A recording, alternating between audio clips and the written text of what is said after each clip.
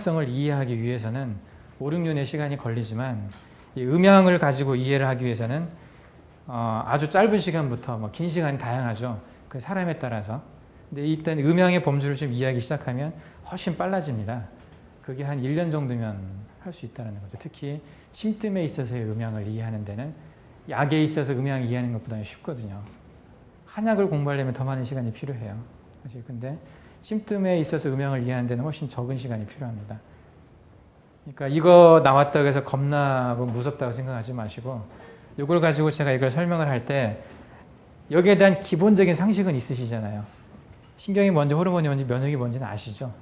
대강은. 그 정도 상식만 갖고 계시면은 대충 적용시킬 수가 있습니다. 어쨌든 목표는 이건데 음양을 아는 것이 목표인데 그 음양을 여러분들이 바로 알 수는 없어요. 음이 뭔지 양이 뭔지 이걸 그대로 그 음과 양의 의미들을 풍부하게 느낄 수가 없습니다. 제가 가끔 인용하는 말이 뭐냐면 그 성철 스님이 산과 물에 대해서 얘기한 적이 있죠. 산은 산이고 물은 물이거든요. 그게 정답이거든요, 사실. 근데 산은 산이고 물은 물이다. 이거 누가 얘기를 못합니까? 산은 산이고 이거 장난치는 것도 아니고 물은 물이다. 이건 뭐 우리 애들 보고 하라면 할 수 있을 겁니다. 근데 이 산이 가지고 있는 의미, 이 물이 가지고 있는 의미는 그 사람만이 가지고 있는 것이 있다는 얘기죠. 그 평생을 살아오면서 산에 대해서 가지고 있는 어떤 생각들. 이 사람이 얘기했던 이 산이 뭐 어떤 돌로 구성되고 어떤 나무가 있고 어떤 짐승이 살고 뭐 그런 것만을 얘기한 게 아닐 겁니다. 단순히 그걸 분석한 게 아니고 물도 마찬가지죠. 단순히 그렇게 그냥 이건 화학적으로 뭐 어떻게 돼 있고 뭐 그렇게만 분석한 게 아니고 여기에 어떤 마음들을 심었을 거라는 얘기죠. 자기의 어떤 경험, 내가 산에서 누구랑 만나서 어디서 뽀뽀를 하고 뭐 누구랑 등산을 해서 뭐 어디서 어떤 좋은 경치를 보고 그때 내 기분이 어땠는데 그 산을 바라보고 그 광경을 바라보고 내가 풀렸다든지 어떤 그런 또 높은 산에 올라가서 떠오르는 해를 보면서 내 뭐 앞날 인생을 생각을 하고 어떤 야망, 비전을 품었다든지 어떤 산과 함께 같이 떠오르는 생각들이 있죠. 그것도 이 산에 들어가 있는 겁니다. 1살짜리 꼬마가 그걸 알겠습니까? 한 번도 본 적이 없는 산. 본 적은 있겠죠. 근데 산인지 물인지 잘 모르고 봤겠지만 물도 마찬가지로 이렇게 각각의 가지고 있는 이 단어 하나가 가지고 있는 의미가 어찌 보면은 그 사람의 인생 전체일 수가 있어요. 음양도 마찬가지로 음은 음이고 양은 양입니다. 이 의미는 각자가 알아서 부여를 해가셔야 돼요. 앞으로. 살아가면서 성철 스님이 나중에 산은 산이고 물은 물이라고 자신 있게 말했던 것처럼 음은 음이고 양은 양이라고 자신 있게 말하려면 이 단어 한문을 알고 단어를 아는 게 아니라 이게 가지고 있는 그 풍부한 의미들을 알으셔야 되는 거고 이것은 제가 어느 정도는 가이드 해드릴 수가 있어요. 근데 더 깊은 의미를 가지시려면 제가 설명할 수 없는 부분들까지도 스스로가 좀 알아가셔야 됩니다. 오늘은 이거에 대해서 간단하게 한번 생각을 좀 해보겠습니다. 그렇다면 제가 가이드 해드릴 수 있는 부분 뭐 산은 뭐 몇 미터짜리 있고 뭐 나무가 어떤 게 자라고 어떤 지방에는 어떤 그런 분석적인 것들을 좀 말씀해 드릴 수 있는 것처럼 제가 음양에 대해서 기본적으로 좀 적용된 룰들에 대한 얘기를 잠깐 해보려고 합니다. 결국은 이걸 좀 같이 아셔야 한다는 얘기입니다. 그러기 위해서 이제 음양을 좀 얘기를 해보겠습니다. 이걸 조금 동원해서 얘기를 하겠습니다. 여러분들이 아실 만한 그 상식선에서 이거 영 안 닦아지네 이거. 큰일이 아까도 안 닦아지더니.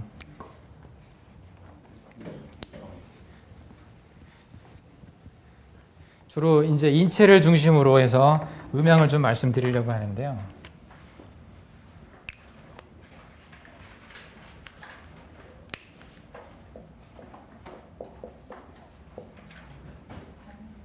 양. 항상 습관적으로 말을 할 때 양음이라고 안 하죠. 음양이라고 얘기를 하죠. 왜 그럴 것 같습니까? 뭐 어차피 음양을 모르니까 뭐 물어봐도 잘 모르시겠지만 어쨌든 그렇게 많이 들어왔죠. 근데 굳이 시작을 따지자면 음이 먼저 시작한 것 같습니다. 양보다. 음에서 양이 나온 것 같거든요. 그래서 이것은 뭐에서 제가 본 건 아니고, 제가 이제 그 음양을 생각을 하면서 성경을 많이 이제 아까 말씀드린 것처럼 창세기 1장을 보다 보면 가장 처음에 창세기 1장에 나와 있는 게 그 어둠이 나오고 뭐 흑암이 나오고 그다음에 수면이 나옵니다. 그죠? 하나님의 신이 수면 위를 운행하신다라고 해서 그 다음에 빛이 나오잖아요. 성격상으로 보면은 그 음적인 성격, 뭐 어둠, 뭐 수면, 그죠? 그리고 양적인 성격은 이제 일종의 빛. 처음 나와 있는 어떤 성경상으로 따지면, 음양을 따지면 이렇습니다. 그리고 이 빛에 대해서 여러 가지 이제 얘기들을 하지만, 요 빛이 무슨 빛인지 아십니까? 성경상에 나와 있는 첫 번째 나오는 빛. 그게 태양의 빛일까요?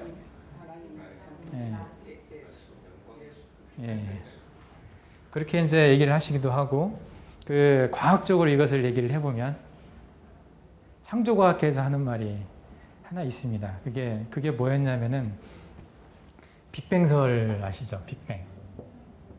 빅뱅이라고 엄청나게 무한대로 응축되어 있는 어떤 아주 조그마한 물질이 터지면서 우주가 시작됐다라고 말을 하고 있잖아요.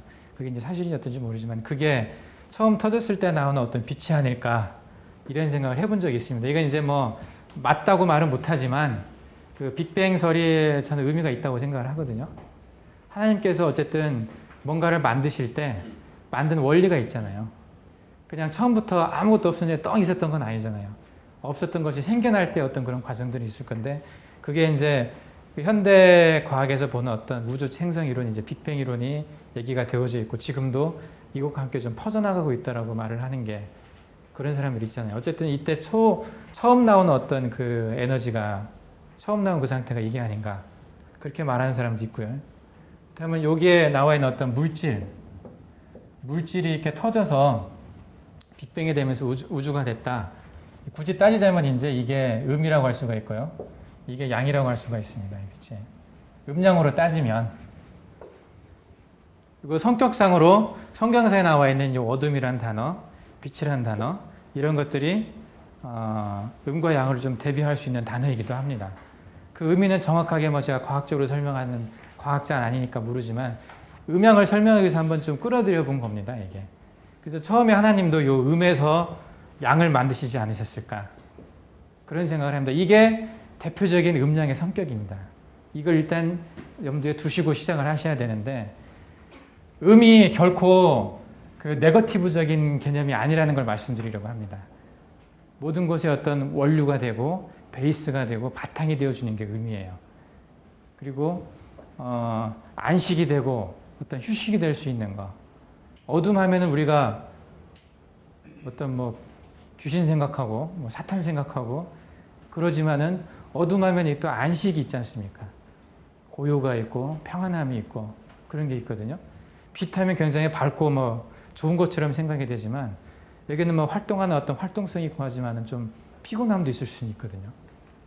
왠지 북적대고 안정되지 않고 하는 그런 것들. 그런 성격들을 생각을 해보자는 겁니다. 음의 성격, 양의 성격. 아주 기본적인 어떤 성격. 이것을 가지고 이제 우리 몸 안의 음양을 이해하는 데 좀 시작하는 단초를 삼을 수가 있어요. 그래서 저는 이 음을 얘기를 하면 엊그제 이제 지구촌교회 강의할 때도 얘기를 했었는데 처음에는 이게 굉장히 좀 부정적이었었어요. 왠지 어둡고 칙칙하고 뭔가 좀 부족한 것 같고 뭐. 근데 지금은 제가 음에 대해서 가지고 있는 생각은 굉장히 좀 풍성한 느낌입니다. 어머니와 같은 느낌. 편안하고 조용하고 휴식이 있는 듯한 그런 느낌을 갖습니다. 전에 양에 대해서는 제가 가졌던 생각이 굉장히 밝고 좋은 걸 생각을 했어요. 양지. 그렇지만 지금은 뭐 그런 것뿐만이 아니고 막 활동해야 되고 뭔가 좀 부산하고 뭔가 좀 팔딱팔딱 뛰고 하는 그런 느낌들. 그리고 뭔가 슉 막 활동했다가 쑥 어디로 이제 숨어 들어가는 성격들. 그런 것들을 생각을 합니다. 이게 우리 몸 안에서도 음과 양을 얘기할 때 그대로 적용되는 개념입니다. 이게. 맥박을 잡을 때도 그 양맥이 있고 음맥이 있어요. 양맥은 대표적인 게 이제 맥이 떠 있고 빠르고 그리고 실합니다. 그러니까 좀 단단하고 팔딱팔딱한 느낌. 음맥은 맥이 느리고 깊은 데서 만져지죠. 꽉 눌러야 겨우 만져지는 맥들. 그리고 세게 누르면 사라져버리는 맥. 그런 것들이거든요. 그러니까 몸 안에서 이제 나타나는 것들은 너무 음적인 것도 안 좋고 너무 양적인 것도 안 좋아요. 항상 균형을 맞는 게 좋은데 너무 음적인 것을 가지고 있는 사람들은 항상 힘이 없고 처지고 만사가 귀찮습니다. 그리고 양적인 맥이 있는 사람들은 어쩔 줄 몰라 하는 어떤 활동성을 가지고 있어요. 제발 저 사람 입 좀 닫고 가만히 있으면 좋겠는데 계속 떠들어댑니다. 그리고 가만히 앉아가지고 뭔가 좀 차분하게 했으면 좋겠는데 가만히 앉아있지를 못합니다. 또 어떤 모임에서 그 대표 밑에서 그냥 묵묵히 자기 일 해가면서 음지에서 도와주는 사람이 있는 반면에 어떤 사람은 시끄럽게 떠들고 막 나서서 해야 되는 사람이 있고 성격이 그대로 드러납니다. 양적인 성격, 음적인 성격. 이게 음양의 성격이 그렇게 돼 있는 겁니다. 근데 그 중간이 가장 좋죠. 음양이 화평한 상태가 가장 모든 사람한테 편안하고 좋게 받아들여지지만 그런 사람이 많지가 않죠. 그래서 음적인 성격을 가지고 있는 사람이 많이 걸리는 병이 있고 양적인 성격을 가지고 있는 사람이 많이 걸리는 병이 있어요. 또 음적인 성격을 가지고 있는 사람이 주로 나타나는 어떤 그 장부의 이상이 있고 양적인 성격을 가지는 어떤 장부 이상이 있어요. 장부도 다 음양이 있거든요. 원래 장은 다 음이고 부는 다 양으로 봐요. 근데 장 속에서 양 속에서 또 음이 있고 양이 있고 나눠집니다. 부 속에서도 또 음양이 있고 음양은 항상 이렇게 대비되는 거거든요. 절대적인 게 아니라 상대적인 겁니다. 동전에 양면이 있는 것처럼 어느 한쪽에 있으면 반드시 그 반대가 있기 마련이거든요. 양만 있을 수는 없고 또 음만 있을 수는 없습니다. 그래서 음양을 쪼개고 양을 쪼개면 그 안에 또 음양이 나오고 음을 쪼개면 또 그 안에 또 양이 또 있어요. 그렇게 계속 짜개지는 건데 어쨌든 요 그 방향성 이것은 좀 이해를 하시죠. 양이 무조건 좋은 것만은 아니라는 거. 또 음도 너무 음적이면은 음습하죠. 그야말로 막 나타나지도 않고 막 그냥 뒤에서 막 뒷꼭지가 막 시리고 양적인 성격 가진 사람들은 속이 다 보입니다. 그냥 그죠? 꿍꿍이가 없어 보이고 금방 막 화는 내지만은 뭐 뒤끝이 없다고 말하는 사람들 있죠. 뒤에 가서 잊어버린 사람이 있고 어떤 사람은 앞에서는 막 웃어요.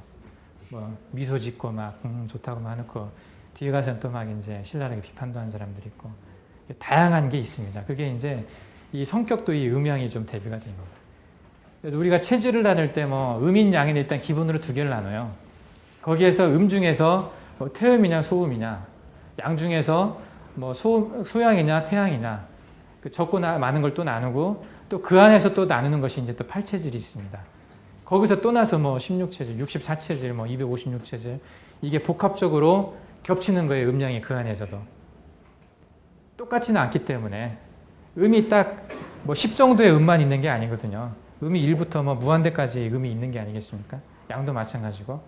그것에 따라서 이제 체질도 많이 나누기도 하는데 일단은 지금은 그 자세한 체질을 생각할 필요는 없고 이 방향성만을 생각하시라는 겁니다. 음의 방향, 양의 방향. 이게 음이냐 양이냐 큰 카테고리에서 이것을 일단 이해하기 시작하면 우리 안에 있는 모든 물질, 모든 장부가 다 이 카테고리 안에 들어가게 됩니다. 사람들의 모든 성격도 이 안에 들어갑니다. 뭐 그 사람 성격 나누는 검사 있죠. MBTI 또는 이제 정신병적인 것 좀 진단하는 MMPI 이런 것들 쭉 해보면은 그 사람이 성격이 음적인지 양적인지 이런 거 대충 나오거든요.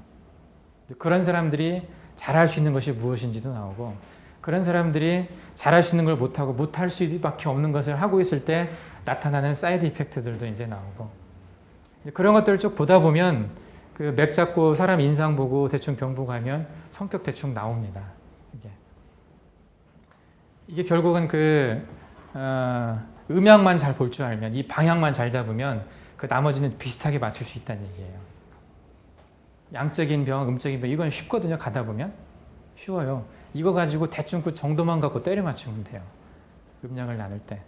당신 집에서 막 화 잘 내죠. 아까 제가 말씀드린 거 있었죠. 그 부인한테 맨날 명령만 하고 애들 꼼짝 못하게 만들고 그리고 자신이 굉장히 잘났다고 생각하고 뭐 이런 성격 보이는 사람이 있는 반면에 어떤 사람은 굉장히 좀 험불하죠. 지나치게 나는 뭣도 못해 막 이런 그런 성격이 있는 사람이 있고 이런 것들이 몸에 그대로 나타납니다. 이 성격과 몸이 따로 가지를 않아요. 근본적으로는. 그 따로 나타나면은 그 수양이 많은 사람이든지 미친 사람이든지 그러죠. 거기는 같이 가게 돼 있습니다. 이 방향이. 그래서 일단 기본적으로는 음양을 생각할 때 이 방향성을 생각하시라는 거예요. 방향성. 그럼 대표적으로 우리 몸 안에서 있는 뭐 나머지 것들은 대충 알 겁니다. 뭐 달이 음이고 태양이 양이다. 또 뭐 달과 별을 비교할 때는 달은 양이고 별은 또 음이고 다 나눠집니다. 그 정도에 따라서. 그리고 땅은 음이고 하늘은 양이고 이거 대충 아시죠? 태양이 비치는 쪽이 양지고 안 비치는 쪽이 음지고 항상 그 자연 만물에 있어서 기준은 태양이 돼요. 음양을 나눌 때. 해가 이게 대표적인 양이기 때문에 그렇습니다. 대표적인 양이 많이 비치는 곳은 양이 되고 그리고 이 태양을 향해서 치솟는 거, 태양을 피해서 도망치는 거, 태양을 향해서 치솟는 것은 양기가 강한 거고 태양을 피해서 도망치는 것은 음기가 강한 거예요. 반대니까. 태양을 향해 치솟는 게 대표적인 게 뭐가 있습니까? 우리가 자주 먹는 한약 중에서. 해바라기 씨. 글쎄요. 자주 먹는 한약. 비싼 거 있죠. 녹용. 예, 녹용. 이 녹용은 보면은 태양을 향해서 올라가죠. 뾰족하게. 예. 그러니까 이건 굉장히 양기가 강한 겁니다. 양을 향해서 추구하는. 그래서 그 녹용의 꼭대기, 여기를 이제 상대라고 그래요. 밑에가 이제 중대라고 그러고 여기 사슴뿔 붙어 있는 이 부분은 하대라고 그러는데 이 부분이 가장 양기가 강한 걸로 최상의 품질로 봐주는 데죠. 이 상대는 요 녹용 파는 사람들도 안 파는 거고 자기 가족끼리 먹는 거라고 그럴 정도로 이게 효과가 강한, 양기 효과가 강한 그런 거라고 얘기를 합니다. 어쨌든 기준이 태양을 향해서 올라가는 거, 땅을 향해 내려가는 거. 그리고 뭐 각 동물의 성격도 음적인 동물 있고 양적인 동물 있고 그래요. 예를 들면 뭐 닭 같은 경우는 양적인 동물이에요. 닭하고 비슷한 게 뭐죠? 오리. 예. 오리는 음적인 거고. 여름에 잘 자라고 태양을 많이 받고 자라는 게 벼. 벼는 양적인 거고 겨울에 어떤 겨울에 어떤 기운을 받고 자라는 게 이제 보리잖아요. 예. 이런 식으로 어떤 태양을 가지고 음양을 나눕니다. 그래서 양기가 부족한 사람한테 이런 음식들을 주고 음기가 부족한 사람한테 이런 걸 먹습니다. 그래서 남자는 이런 게 좀 좋고 여자는 이런 게 좋다. 보편적으로. 여자는 항상 음이 부족합니다. 남자는 항상 양이 부족하고. 그냥 딱 잘라 말하면 그렇게 얘기를 합니다. 여자가 음이 부족한 이유가 월경 때문이란 말도 합니다. 월경할 때 그 혀를 계속 로스 시키잖아요. 지속적으로. 남자는 특별히 어디 상처가 나지 않는 피를 잃어버리는 일이 없어요. 근데 여자는 항상 매달마다 피를 잃어버리잖아요. 이 혈이 우리 몸 안에서의 대표적인 음이거든요, 이게. 음의 결정체가 혈입니다. 모든 음의 기운을 모아서 만들어지는 것이 혈이거든요. 그래서 이 혈을 잃어버린다는 얘기는 많은 음기를 잃어버리는 것하고 같은 거죠. 그래서 여자는 항상 음이 부족해서 보혈제, 보음제 이런 보약들을 먹어요. 남자들은 양이 부족해서 보양제 이런 거 먹죠. 그래서 쓰는 약들도 좀 다릅니다. 남자 같은 경우는 사군자탕을 쓰고 보약을 쓸 때 여자 같은 경우는 사물탕 같은 걸 씁니다. 성격이 좀 달라요. 그 음식의 약초의 성격들이. 그것도 결국은 다 음양에 맞춰가지고 쓰는 거예요. 그게 아까 제가 잠깐 말씀드린 기미론에 대한 얘기예요. 특히 이제 기가 양기가 있고 음기가 있잖아요. 음기가 부족한 사람한테, 양기가 부족한 사람한테 이런 걸 쓴다는 얘기죠.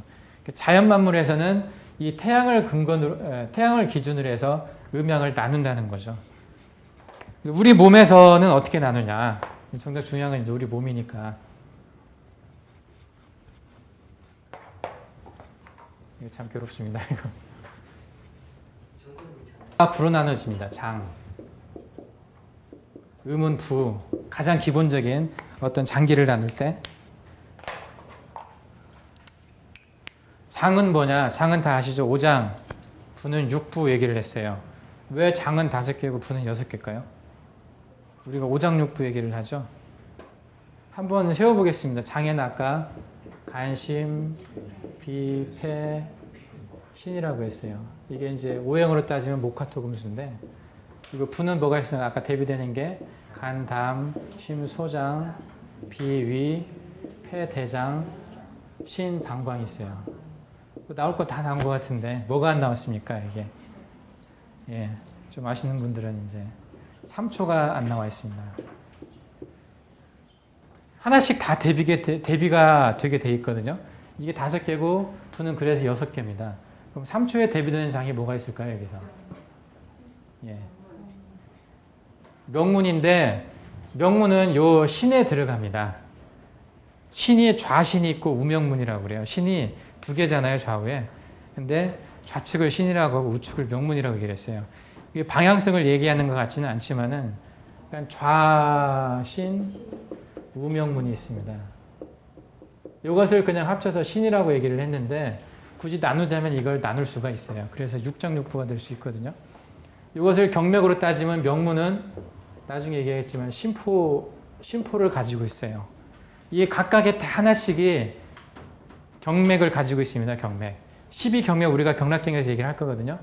요 이름이 다 하나씩 들어갑니다. 경맥마다. 족거름 간경, 족소양 담경, 뭐 수소음 심경, 수태양 소장경, 족태음 비경, 족양명 위경, 수태음 폐경, 수양명 대장경, 족소음 신경, 족태양 방광경. 다 경맥의 이름이 이 하나씩 다 들어가 있거든요. 그러니까 이것은 기본적으로 외고 계셔야 돼요. 그 경맥의 이름에 따라서 이게 음맥이냐 양맥이냐가 또 나눠지거든요. 이 장을 포함하고 있는 맥은 다 음맥입니다.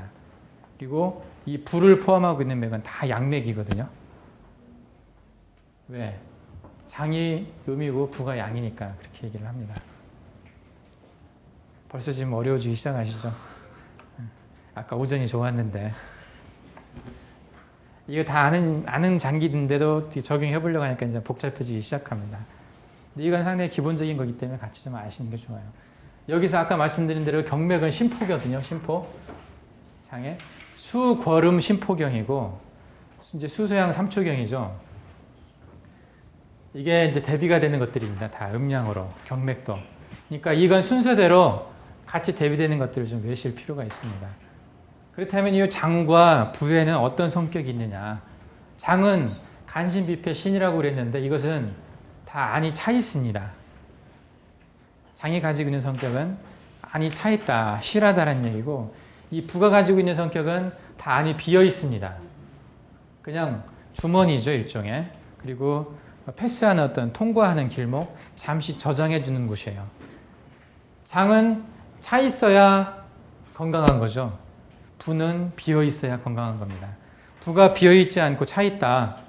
그러면 굉장히 예를 들면 위가 밥을 먹은 지 한 6시간이 지나도 꽉 차 있다. 그러면 무슨 느낌을 갖습니까?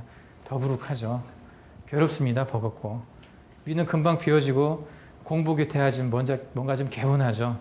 너무 이제 배가 고프면 헝어페인이 생겨가지고 그 배고픈 통증이 오기도 하지만 그 전까지는 속이 비어있는 게 편합니다. 대장도 대변이 꽉 차 있으면 막 괴롭잖아요. 왠지 막 찝찝하고 그런데 이제 대변 보고 나면 개운하니 시원하잖아요. 부의 성격은 비워질 때 건강한 겁니다. 방광도 마찬가지죠. 소변 꽉 차 있을 때 괴롭잖아요. 비워져야 좀 시원합니다. 다 마찬가지입니다. 나머지도. 담도 마찬가지고. 이게 비워지기 위해서 받아들이는 거죠. 잘 받아들이고 잘 내보낼 때 건강한 겁니다. 부는. 근데 장은 항상 차 있습니다. 비어 있으면 안 되죠. 항상 차 있고 이 안에서 계속 뭔가를 만들어내죠. 일을 더 많이 합니다. 그래서 이 부의 기능보다는 장의 기능이 더 크게 보이죠. 보기는. 그래서 급성병에는 대개 이 부의 병이고 만성병은 대개 이 장의 병입니다. 담낭염, 위염, 대장염, 방광염 이런 거 다 막 생기잖아요. 그냥 그 바깥에서 어떤 바이러스나 박테리아 들어오면 불과 몇 시간 안 돼가지고 염증이 바로 생깁니다. 근데 간염, 심, 비, 폐, 신 이런 쪽에는 조금 더 오래 걸립니다. 문제가 생기는 게 여기보다는. 물론 이제 폐 같은 게 폐렴 같은 게 잘 생기기도 하지만은 이런 것들에 비해서는 덜 생깁니다. 폐렴은 견뎌내지거든요, 많이. 그래서 장은 대개 오랫동안 어떤 그 평행 상태가 깨졌을 때 장의 병이 생기고, 부의 병은 금방 아팠다가 또 금방 나서요. 장염도 막 생겨서 설사 막 하다가 조금 장 쉬어주면 그냥 좋아집니다. 웬만한 장염들은. 위염도 마찬가지고, 그 좀 막 아팠다가 뭐 그 짠 거나 뭐 매운 거나 자극적인 거 안 먹고 좀 쉬어주면 좀 편해집니다, 또.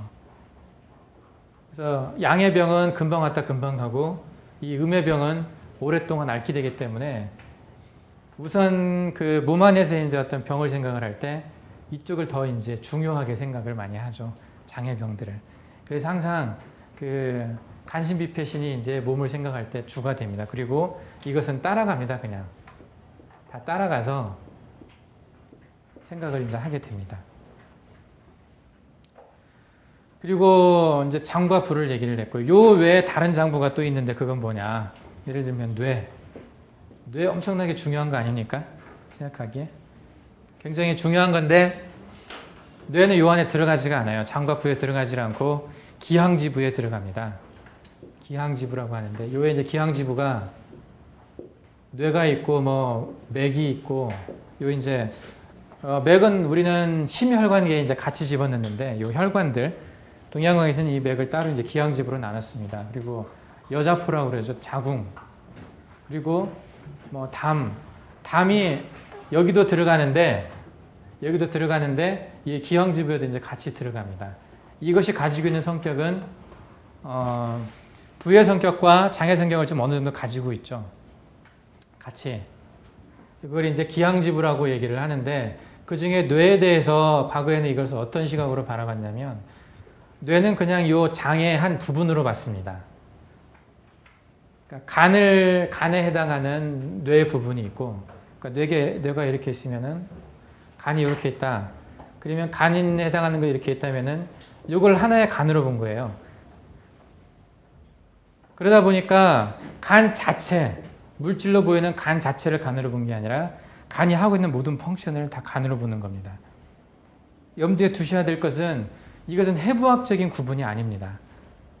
우리가 이렇게 간신비패신을 따로 해부학적인 어떤 이름을 가지고 나눴지만, 여기 동양어에서 말하는 간은 우리가 말하는 요 간이 아니에요. 요 간이 포함되어진 간의 모든 기능이 간 안에 들어가는 겁니다. 그러다 보니까 요 간을 다스려주는 어떤 뇌 부분, 그것도 같이 간에 들어가는 겁니다. 이런 식으로 뭐 심에 해당하는 부분 다 뇌에 이렇게 포함되어 있습니다. 같이. 이런 식으로 다 이제 잘라지다 보니까 뇌는 없죠. 그러니까 요 장부 안에 다 이 뇌 기능이 들어가 있기 때문에 그렇습니다. 그리고 이것을 동양어에서는 신장합일이라고 그러죠. 정신과 어떤 장, 마음과 생리적인 것들이 합일이다. 같이 간다라는 겁니다, 이게. 그래서 간이 가지고 있는 마음들이 있어요.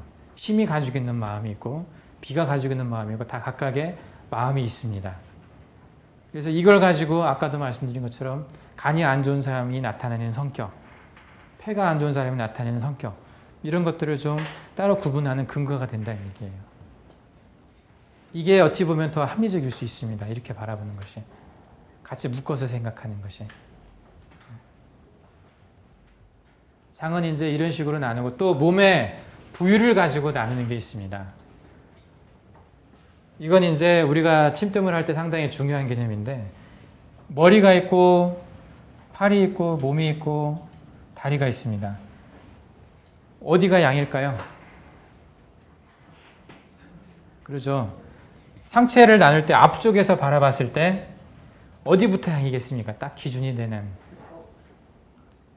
맞죠? 되게 배꼽으로 많이 봅니다. 배꼽을 딱 나눠가지고 위를 양으로 보고 아래를 음으로 보는 경향이 있습니다. 아래로 따지자면. 그리고 좌우를 따져서 우를 양으로 보고 좌측을 음으로 보겠죠. 좌우를 따지면 또 그렇게 나눠주기도 합니다. 그래서 무국부양뜸 같은 경우는 항상 균형을 나누는 게, 우측을 뜨면 좌측을 뜨고, 상체를 떴으니까 하체를 뜨고요. 그리고 중안하고 뒤쪽에 이제 폐유하고, 그리고 요 밑에는 이제 기하고 관원이 있는데, 여기는 이제 고황 쪽하고 같이 연결이 돼서 이렇게 뒤에 위쪽, 배 아래쪽 이런 식으로 연결이 좀 돼 있습니다. 그리고 그 앞뒤로 따지면 등이 양이겠습니까? 음이겠습니까? 등이 음일 것 같습니까? 음이라고 생각하시는 분, 양이라고 생각하시는 분. 아, 김원희 집사님 뭡니까? 이 강의를 들으셨습니까? 등이 어떻게 음이 됩니까? 제가 강의를 잘못했군요. 등이 양입니다. 항상 태양을 염두에 두라고 그랬죠. 이게 일할 때 이렇게 구부리고 일하잖아요. 그러면 등이 태양을 받는 쪽이잖아요. 배 쪽은 태양과 반대에 있는 쪽입니다. 그래서 등이 양이 되고 배가 음이 됩니다. 그래서 뒤쪽이 양이고 앞쪽이 음이에요. 손도 마찬가지입니다. 손이 이렇게 따지면 손은 양이고 다리는 음 같죠. 이 바깥쪽이 양이고 안쪽이 음이 됩니다. 이렇게 하고 있을 때 많이 타잖아요, 바깥이. 여기는 안 탑니다. 바닥이 그래서 음이고 손 등 쪽이 양입니다. 음양이 이제 그렇게 되어 있습니다. 좌우는 어때요? 좌우도 우가 양이고 왼쪽이 이제 음이죠. 그건 왜 그렇죠? 그 좌우를 이제 음양으로 나눈 것은 정확하게 잘 모르겠어요. 근데 우측을 양으로 우양문 할 때 이제 양문이 가지고 있는 성격도 아니 우명문이 가지고 있는 성격이 이제 양인데 예? 차대가 좌우를 하잖아요. 우자라고 잘 안 하잖아요. 좌우라고 한다고요? 음양이라고 하는 것처럼. 좌우는 제가 정확하게 모르겠고 어쨌든 그렇게 이제 나눠서 이제 얘기를 합니다. 그래서 모든 우리 몸의 경맥, 이 12가지가 다 경맥 이름이라고 그랬죠. 그 경맥도 음양이 있다고 그랬잖아요. 이 음맥이 가고 있는 길, 양맥이 가고 있는 길이 다 다릅니다. 이 음맥은 다 몸 안에 음의 길로 가요. 양맥은 다 양의 길로 갑니다. 다른 말로 얘기하면 음맥은 다 배 쪽을 가고 양맥은 다 등 쪽을 간다는 얘기겠죠. 등 쪽이나 이 바깥쪽이나. 근데 하나의 이제 예외가 있어요. 한 가지 예외가 이제 위입니다. 위. 조경맥, 위경은 양맥이죠. 양경임에도 불구하고 배 쪽으로 지나갑니다. 배가 음인데 그거 하나를 제외하고는 나머지는 다 거기에 적용이 됩니다. 경맥도 결국에는 경락경혈도 다 음양의 틀 안에 있는 거예요. 그래서 우리가 치료를 할 때도 음과 양을 같이 치료한다고 아까 말씀드렸죠. 구당 선생님은 등을 치료하고 배를 치료합니다. 같이. 항상 손을 치료할 때도 그렇고 음양을 같이 치료하는 게 더 퍼펙트한 치료입니다. 한쪽을 치료하는 것보다는. 양의 문제가 있을 때 반드시 음의 문제가 돼 있게 돼 있어요. 예를 들면 우리가 허리를 이렇게 숙인다. 그때 등 쪽 근육은 늘어나지만 앞쪽 배는 수축돼야 된단 말이죠. 근데 앞쪽 배가 수축되기를 거부한다. 그러면 이게 구부러지겠습니까? 안 구부러지거든요. 항상 같이 작용하는 거예요. 등 쪽에서 얼핏 보면 이게 내가 수그릴 때 이 등의 근육이 잘못돼서 수그릴 때 아프다라고 생각할 수 있지만 배의 근육이 잘못돼서 아플 수 있는 거거든요. 그래서 허리가 아플 때 배를 치료하면 허리가 안 아파지는 경우도 종종 있습니다. 배 쪽의 근육을 치료를 하다 보면 허리 근육이 치료되는 경우가 있다니까요. 항상 그것은 같이 움직입니다. 음양은. 한쪽이 늘어날 때 한쪽은 반드시 수축돼가지고 도와줘야 되잖아요. 음양의 조화가 그렇게 이루어져야 되는 거예요. 우리 몸의 균형이라는 게. 그래서 구당에서는 항상 음양을 조화시키는 걸 좋아하는데 뜸하고 침을 같이 하는 게 그런 효과가 또 있습니다. 뜸은 양이고 침은 음이고 음을 가지고 기를 돌리고 양을 가지고 혈을 돌리는 거죠. 같이 치료하는 경향이 있습니다. 그리고 조금 이따 기와 혈에 대해서 말씀을 드리겠지만 그 기와 혈도 결국은 음양이거든요. 기는 양이고 혈은 음이에요. 이것은 이제 다시 그 경맥을 금방 말씀드렸고 그 다음에 이제 기혈진액을 얘기를 하면 음양을 여기서 다시 한번 써봅시다. 음양.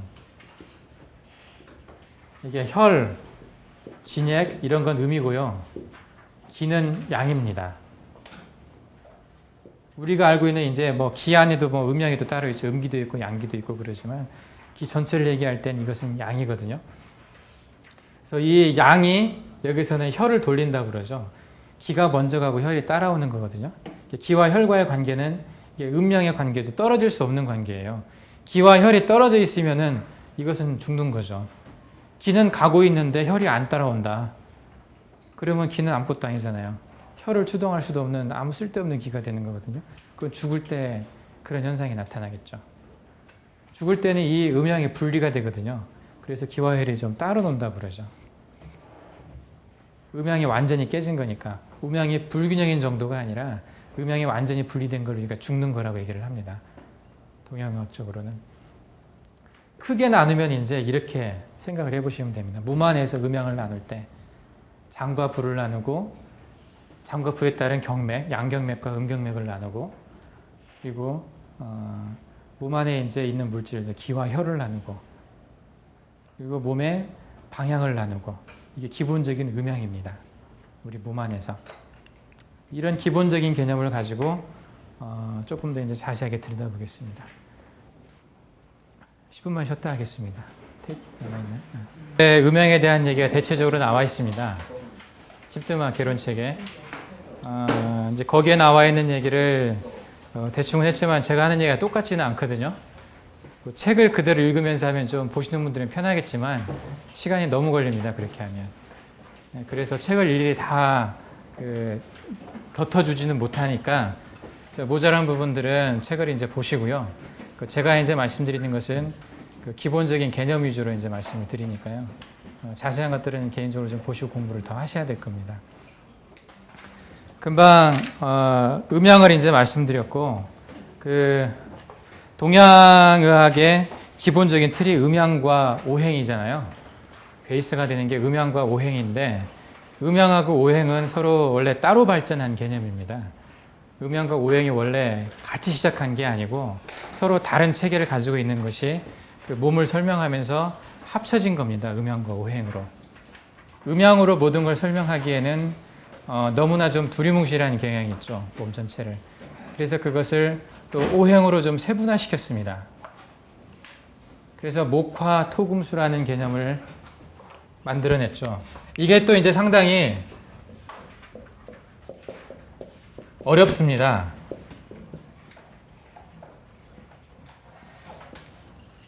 저도 잘 모릅니다. 왜 그러냐면 목이 왜 목이고 화가 왜 화고 토가 왜 톡이고 토고 금은 왜 금이고 수가 왜 순지 정확하게 설명하는 걸 잘 듣지를 못했어요. 대충은 설명을 하죠. 목이 가지고 있는 성격, 뭐 곡직하고, 뭐 불에 또 잘 타고, 뭐 화가 가지고 있는 성격, 뭐 말 그대로 불이죠. 불 같고, 뭐 토는 어떤 모든 만물이 자라게 하는 어떤 토양, 뭐 베이스가 되고, 금은 쇠금자잖아요. 이게 뭐 단단하고, 뭐 차갑고, 이걸로 나무를 막 자르고, 뭐 어떤 그리고 수는 그게 또 이제 차가운 것이 또 여기에 들어가죠. 차갑고 이제 물이죠. 그야말로 물. 이게 세상에 나와 있는 모든 만물들을 이 5가지 성격 안에 다 집어넣을 수 있다고 생각을 한 것 같아요. 그래서 우주 만물을 다 이 오행으로 설명을 했습니다. 이 오행 안에도 또 음양이 들어있어요. 오행 중에도 음적인 것과 또 양적인 것이 나눠져 있는데 이걸 가지고 몸 전체를 이제 설명을 합니다. 음양과 오행을 가지고. 근데 오행은 딱딱 들어맞는 것 같지는 않아요. 그 오행의 틀 안에 맞추려고 상당히 좀 이제 좀 억지적인 그런 것 한 것도 좀 보이고. 근데 대개는 이 오행의 틀에 맞춰서 바라보면 조금 더 유리하게 좀 편하게 볼 수는 있어요. 사람을 진단할 때. 그리고 사람을 이해할 때 이 오행의 틀에 맞춰서 보면 좀 편안한 건 있으니까 한 번은 좀 짚고 넘어가줘야 됩니다. 이걸. 그리고 앞으로 제가 이제 강론을 썼을 때도 이 틀 안에서 지금 다 써놨거든요. 목화토금수 기타 요 안에 들어있는 그런 개념을 가지고 몸을 다 분류해가지고 병을 분류해가지고 써놨기 때문에 이 오행의 체계는 좀 알고 계셔야 됩니다. 이 목은 나무죠. 말 그대로. 장부로 따지면은 일단 대표적으로 장만 적겠습니다. 간신비패신이죠.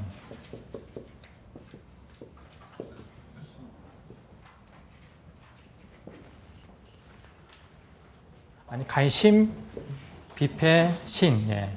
항상 이게 좀 발음이 좀 헷갈립니다. 간심입니다. 간심. 이 내용이 개론책에도 나와 있고 장상학 책에도 좀 나와 있습니다. 간심, 비패신이고 부로 따지면은 이건 이제 다 외셨죠?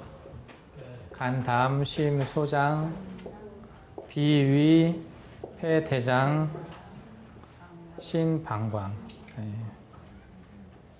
이건 뭐 그렇게 외웠는데 어렵지가 않습니다. 혹시 이제 요 심소장하고 폐대장이 조금 이제 헷갈리는 분들이 있을 텐데 다른 것들은 다 이제 옆에 붙어 있는 거기 때문에 그 다음에 여기 나와 있는 게 오주가 나와 있습니다.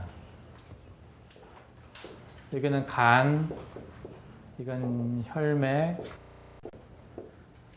토가 뭡니까? 토가 육, 피니까 육, 금은 피부고 이건 이제 수입니다. 골수. 이것은 이제 각각 장상학 얘기를 할 때 다시 한번 말을 하겠지만은 간이 이게 근이죠. 간이 아니라 여기가 근입니다. 간이 근을 주관하고 심은 혈맥을 주관하고 비는 육을 주관하고 그리고 폐는 피모를 주관하고 신은 골수를 주관한다는 말이 있습니다. 그러니까 간의 병이 있을 때는 근의 문제가 생기고 심의 병이 있을 때는 혈관 또는 혈맥의 문제가 생기고 비의 병이 있을 때는 이 육의 문제가 생깁니다. 이 육은 뭐냐면 살입니다. 살. 피부 밑에 있는 살 있죠. 그리고 근육의 일부까지 이 안에 포함이 됩니다. 비기육이라고. 기육이라고도 하죠. 기육을 주관한다. 비주기육. 그리고 뭐 근육에도 보면은 근육이 보통 이렇게 생겼죠. 근데 여기가 이제 뼈에 붙는 부분들이 있습니다. 여기는 텐던이라고 하는데 요 텐던이나 관절과 관절을 연결하는 요 리가멘트, 인대 이런 것들은 이런 것들이 여기에 포함되고요. 근에 요 안에 있는 살 있죠. 우리가 일반적으로 알고 있는 그냥 근육으로 알고 있는 요 살들 이런 것들은 요 육에 들어갑니다. 개념이. 그러니까 근육이라고 해도 그 근육의 어떤 유치에 따라서 부위에 따라서 이름이 좀 달리하고 있는데 요 근육과 이걸 머슬이라고 그러고 이게 텐던이라고 그러고 이걸 리가멘트라고 그러죠. 이걸 전체를 다 우리는 근육으로 보는 경향이 있는데 이 중에서 요 텐던과 리가멘트, 이 건과 인대를 간이 주관하는 근으로 보고 이것은 기육으로 본다는 겁니다. 비가 주관하는. 그래서 우리가 살이 꿈틀꿈틀하다고 그러죠. 부분적으로 근육이 막 이렇게 갖고 꿈틀거리는 경우 그런 게 좀 심하게 있는 사람들은 되게 간이 안 좋다라고 얘기 안 하고 요 비가 안 좋다라고 얘기를 합니다. 비의 문제라고 얘기를 합니다. 왜? 살이 떨리는 거거든요. 이게 텐던이나 리가멘트 문제는 아니고. 근데 근육을 주관을 하는 전체적으로 이 근육의 어떤 모션에 관여하는 가장 중요한 부분 중에 하나가 이제 요런 데거든요. 텐던과 뼈가 붙는 부분, 리가멘트 이런 게 이제 경혈자리들 이런 데 다 물려 있어요. 관절에. 이 근육, 큰 근육에는 대개는 뭐 한두 개 정도밖에 없어요. 경혈이. 여기 이제 중요한 뭐 모터 포인트라고. 신경이 쭉 여기로 가면 신경이 이제 전체적으로 요 신호를 퍼뜨리는 위치가 하나 있거든요. 여기가 이제 가장 중요한 포인트고 나머지 요런 데는 별로 역할을 안 하는 부분들이에요.